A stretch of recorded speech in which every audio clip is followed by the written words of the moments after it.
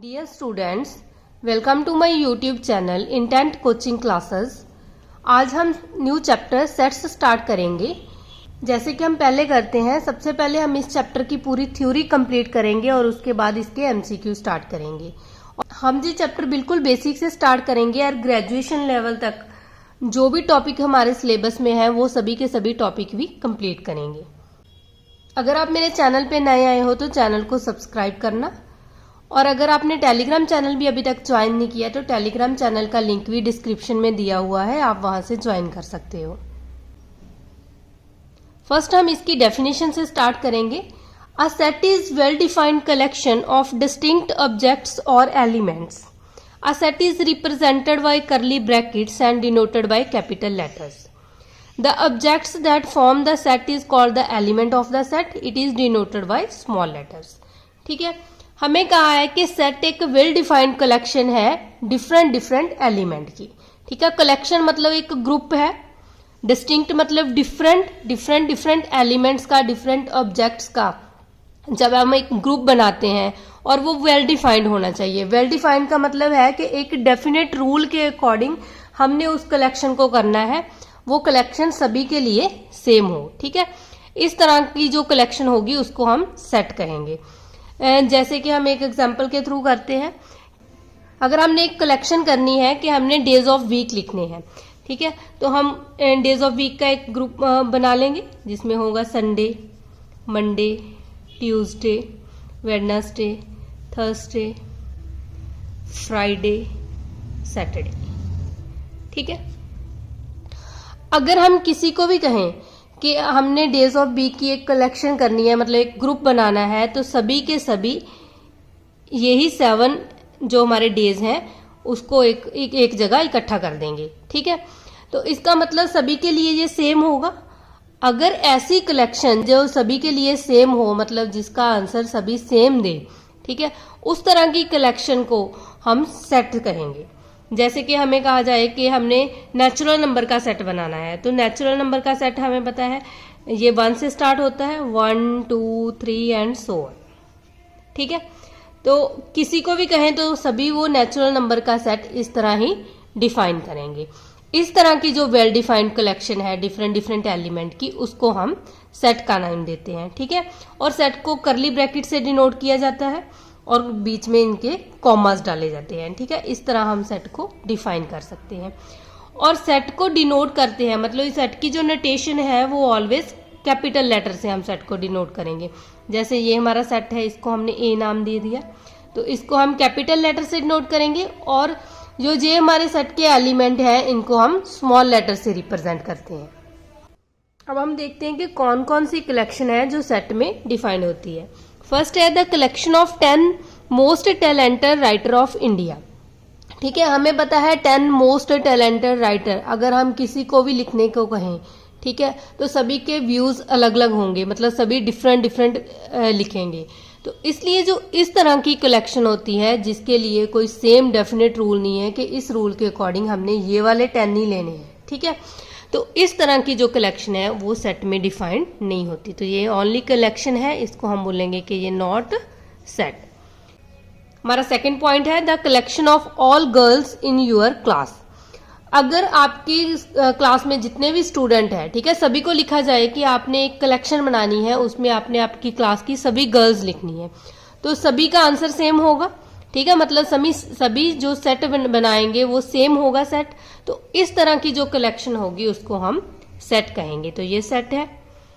Third है the collection of all natural number less than 50। तो हमें कहा है कि नेचुरल नंबर की कलेक्शन बनानी है जो 50 से लेस है, तो ये भी सभी का सेम ग्रुप बनेगा, मतलब सभी इसमें यही मेंबर लिखेंगे 1 2 3 and so on. Less than 50 का है तो मतलब 49 तक। ठीक है, तो सभी के लिए सेम होगा ये सेट। तो इस तरह की जो कलेक्शन है इसको हम सेट में डिफाइन करेंगे, तो ये भी सेट है। फोर्थ है the collection of all even integer. अगर हमें ऑल इवन इंटीजर कहा है तो इसमें भी सभी सेम लिखेंगे, सभी के सभी इवन इंटीजर हम इसमें लिख देंगे। ठीक है, तो ये भी हमारा सेट है। और फिफ्थ है the collection of most dangerous animal of the world. ठीक है, मोस्ट डेंजरस एनिमल भी एक तरह का वेल डिफाइंड कलेक्शन नहीं है। ठीक है, तो इसको हम सेट में डिफाइन नहीं करेंगे, तो ये आ जाएगा नॉट अ सेट। तो आपने एक बात याद रखनी है बस यही कि सेट वही होगा जो सभी के लिए सेम बनेगा, ठीक है। नेक्स्ट है हमारे पास सम स्टैंडर्ड नोटेशंस, ठीक है। कुछ स्पेशल सेट दिए हैं जिसके लिए स्टैंडर्ड नोटेशन है, जैसे कि सेट ऑफ नेचुरल नंबर को हम कैपिटल N से डिनोट करेंगे और इसको हम इस तरह भी लिख सकते हैं 1 2 3 4 एंड सो ऑन। और सेट ऑफ होल नंबर को W से डिनोट करते हैं, सेट ऑफ ऑल इंटीजर को Z और I से डिनोट करते हैं, ठीक है। सेट ऑफ रैशनल नंबर को Q से, सेट ऑफ इवन इंटीजर को E से और सेट ऑफ ऑड इंटीजर को O से, similar set of real numbers को R से, ठीक है। यहाँ हमें इतना ना लिख के ओनली इनके सिंबल दिए होते हैं, तो इस तरह हम इन सेट को डिनोट करते हैं। अगर यहाँ पॉजिटिव साइन लिखा होता है, जैसे Q के ऊपर पॉजिटिव है, इसका मतलब होगा set of all positive rational number, ठीक है। ऐसे E के ऊपर पॉजिटिव का साइन है, set of all positive even integer. अगर हमारे पास पॉजिटिव साइन आ जाता है तो उसको हम वो हमारा सेट पॉजिटिव नंबर्स का बन जाता है। अदरवाइज अगर कोई भी साइन नहीं है तो हम इसको ओनली, जैसे Q है तो इसका मतलब सेट ऑफ रैशनल नंबर है, E है सेट ऑफ इवन इंटीजर है, वो पॉजिटिव नेगेटिव सभी आ जाएंगे।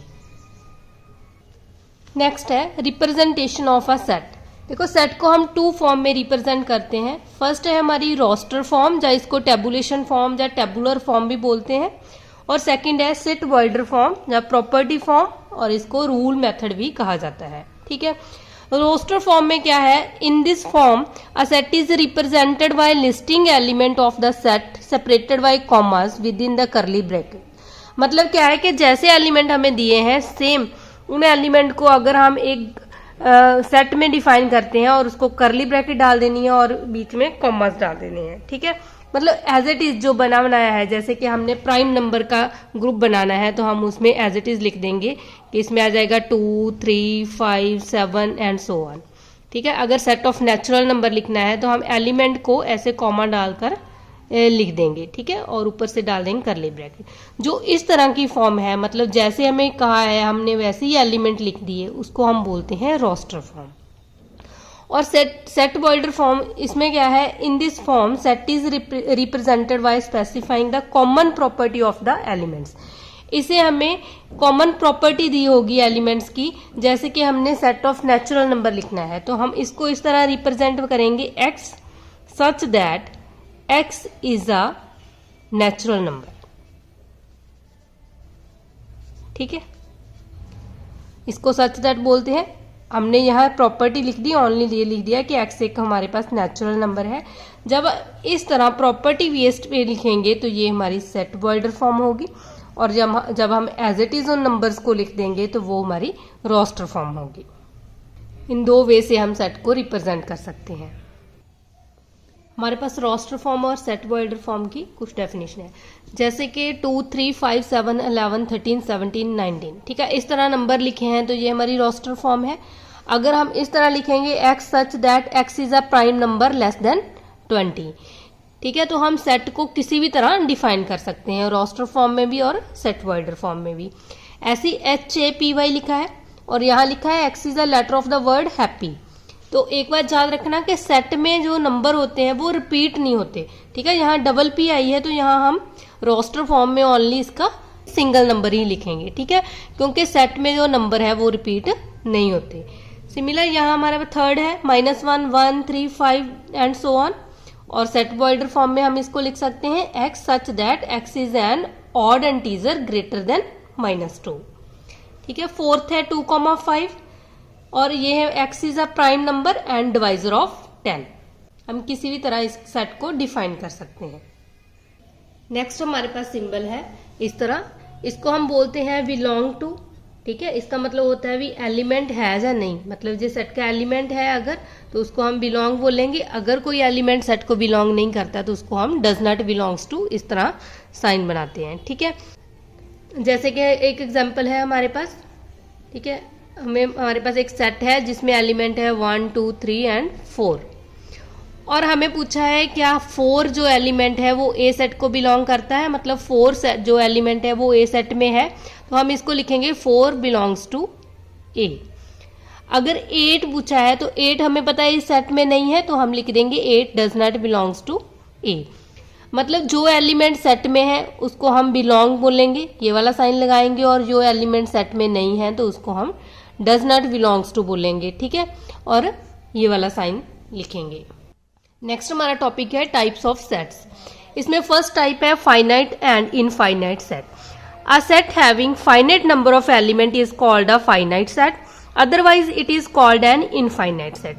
ठीक है, मतलब जिस सेट में फाइनाइट नंबर ऑफ एलिमेंट होंगे, फाइनाइट का मतलब जिन एलिमेंट्स को हम काउंट कर सकते हैं, ठीक है, तो उसको हम फाइनाइट सेट बोलेंगे, और जिस सेट में इनफाइनाइट नंबर ऑफ एलिमेंट होंगे उसको हम इनफाइनाइट सेट बोलेंगे।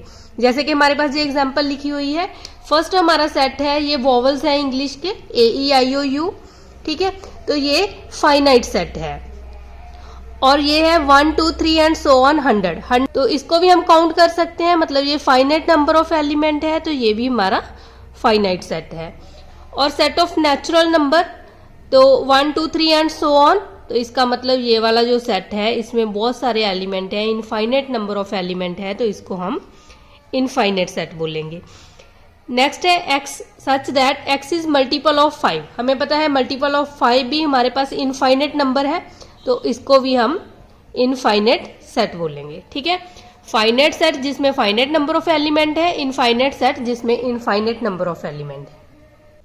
हमारी सेकंड टाइप है सिंगलटन सेट। सिंगलटन मतलब सिंगल, जिसमें और सिंगल एलिमेंट होगा, ओनली वन एलिमेंट होगा, उस सेट को हम बोलेंगे सिंगलटन सेट।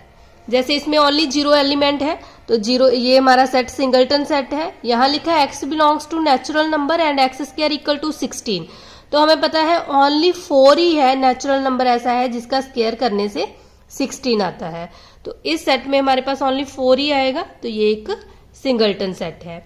जैसे ये लिखा है हैप्पी, हैप्पी एक ही वर्ड है, ठीक है, इस पूरे वर्ड को हम एक सिंगल वर्ड ही कहेंगे, तो ये सिंगल जो वर्ड है ये भी एक सिंगलटन सेट है, मतलब जिसमें ओनली सिंगल एलिमेंट होगा उसको हम सिंगलटन सेट बोलेंगे।